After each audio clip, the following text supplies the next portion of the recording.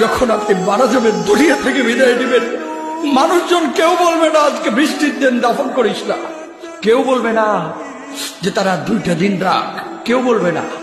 কবরের মধ্যে যখন নিয়ে যাওয়া হবে, আপনার স্ত্রীর কথা মনে পড়বে, আপনার সন্তানের কথা মনে পড়বে, আপনার বাবার কথা মনে পড়বে। সবচাইতে বেশি কষ্ট আপনাকে যে জিনিসটা দেবে, কি নিয়ে কবরে ঢুকলাম, কেন সুদ খাইছিলাম, কেন ঘুষ খাইছিলাম, কেন কবরের জিন্দেগির জন্য প্রিপারেশন নেই নাই।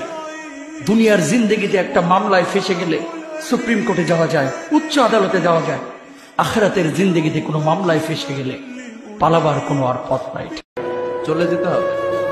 দালান ঘর, বাড়ি ঘর, টাকা পয়সার জন্য পাগল হয়ে থাকে আমরা, কিন্তু এটা আমার আসল ঘর নয়।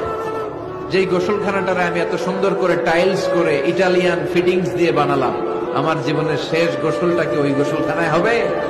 কথা বলেন, যেখানে লাশ ধোয়ায় ওইখানে আমার গোসল হবে। এগুলো আমরা ভাবতে চাই না। কবরের জীবনটা আসল জীবন। কবর জগতে কোনো রং নাই, কবর জগতে কোনো স্বাদ নাই, কবর জগতে কিচ্ছু নাই, মাটি আর মাটি।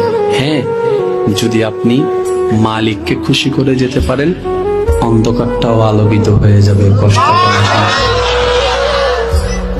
আপনার কবরের চিন্তা আপনি করেন, আমার কবরের চিন্তা আমি করব।